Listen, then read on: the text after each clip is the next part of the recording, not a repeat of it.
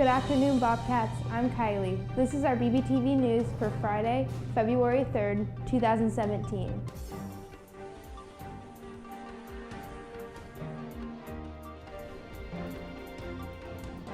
Hi Bobcats, I'm Abby, starting you off with our top stories of the day.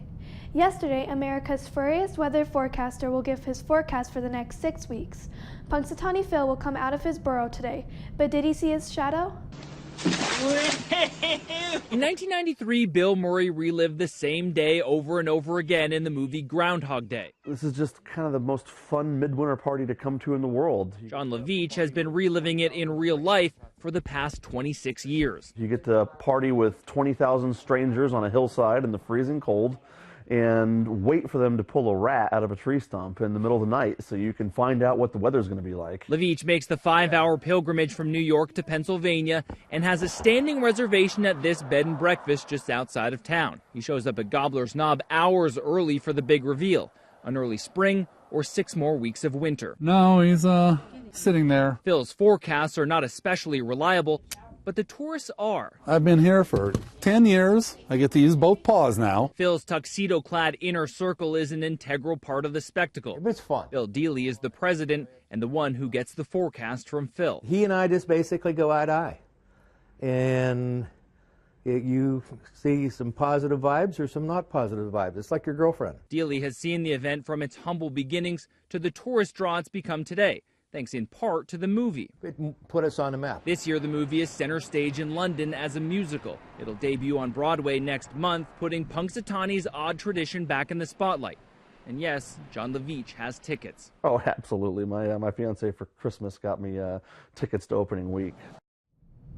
It turns out that, yes, Punxsutawney Phil did see his shadow, so it looks like that we are set to have another 6 weeks of winter. Hi Bobcats, I'm Shaylee. The Beehive is buzzing after Beyonce shared some news with her fans. She and her husband Jay-Z are expecting not 1, but 2 babies. The singer posted a pregnancy announcement Wednesday on Instagram along with a filled photo of her baby bump. She said, "We have been blessed 2 times over. We are incredibly grateful that our family will be growing by 2, and we thank you for your well wishes." She signed off the Carters. Jay-Z's real name is Charlotte Carter. The babies will join the superstar power couple's 5-year-old daughter, Blue Ivy. That's all for our top stories today. Now let's spin over to the BBTV Sports Zone. Good afternoon, Bobcats. I'm Christian, and you just entered the BBTV Sports Zone. A baby rhino and her mom are giving 3 picks to see who will win the Super Bowl on Sunday. Tamaya is a new black rhino calf at the Blank Park Zoo in Des Moines, Iowa. She and her mom, Ayana, had to choose from 2 tires full of food, one labeled for Atlanta Falcons and the other for the New England Patriots. In the end, the baby rhino chose the Patriots and her mom chose the Falcons to win the Super Bowl 51.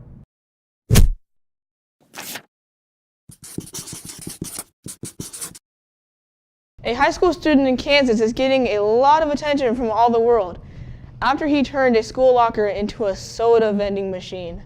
Blake Hawkins is a senior at Valley Center High. He's the student body president and loves to build things. When I was younger, I used to play with Legos, and it's just kind of built upon itself. One day, walking back from lunch, he looked at a locker and had an idea. I really wanted to challenge myself, see if I could do that. His idea? He calls it the soda locker. For 75 cents, you can get yourself one of 2 drinks. How about a Mountain Dew? So press the button, and down on the bottom, a can falls out. He told a few friends about it, and that's all it took. In just a few hours, he says everyone knew about it, and he was selling 6 cans between classes. I think most of it was the novelty that you're buying a pop from a vending machine inside of a locker. Word also spread to administrators. One assistant principal found out, went to the locker and took pictures. Not to get him in trouble, but to Snapchat it to friends. He's since had to shut it down because it violates 2 school rules. But he's working with the administration to set something up at the school where he can sell something and then donate the money to a club or program. But his story does not end there. He entered his plans into a contest. To get more votes, he posted it to Imager. I woke up, and I guess my Imager post had gotten a lot of upvotes, and by the end of that day, I got over 500,000 views just in a day. From there, the Daily Mail did a story on him. That's been shared nearly 3,000 times, and the Discovery Channel contacted him as well. It's just shocking. I don't really know what to do. I mean, I never thought I'd ever experience anything like this. This may just be the beginning for this high school senior. He plans to go to Wichita State to study electrical engineering. then one day own his own business, maybe selling the invention he made inside his high school locker.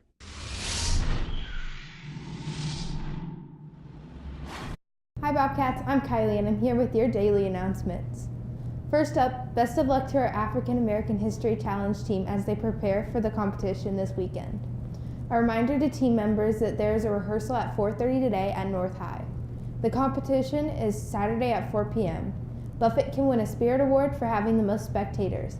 Come cheer us on at North High School Auditorium tomorrow at 4 o'clock. Go Bobcats!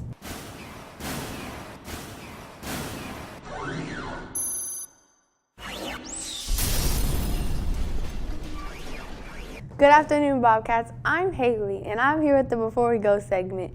A kid stumbles upon a stolen bag of money, and an ailing woman gets a nationwide act of kindness. Kids always imagine what they would do if they found a big bag of money. Well, one South Carolina kid found out. 7-year-old Griffin Steele and his dad had stopped at a gas station when Griffin found a $20 bill. But that's not all. I had some wrapping from my Gatorade bottle, so I went to the trash can and I threw it in, and there was tons of money with red dye on it. Griffin's dad called the police and found out they were looking for a suspect in a bank robbery that had occurred just hours before. Police believe the money, which was covered in red security dye, was the bank's stolen cash. The cops are still investigating, but thanks to this junior detective, they now have another piece of the puzzle. A Colorado woman fighting for her life is receiving an amazing show of support from people she doesn't even know. Shirley O'Keefe suffers from a bad heart and failing kidneys. She received a terminal prognosis last year and vowed to make it to Christmas, and then New Year's, and now... So I told my doctor, if I make it until Valentine's Day, you got to give me a Valentine. Shirley's niece posted her story on Facebook, and now she is receiving Valentine's cards from all over the country. Letters of love and encouragement for a fighter who refuses to give up hope. I'm going to make it to Easter. And Easter, I'm going to make it to Mother's Day. I'm going to live every day. Thanks for watching our broadcast today. I'm Kylie. Have a great weekend and we'll see you back here next week.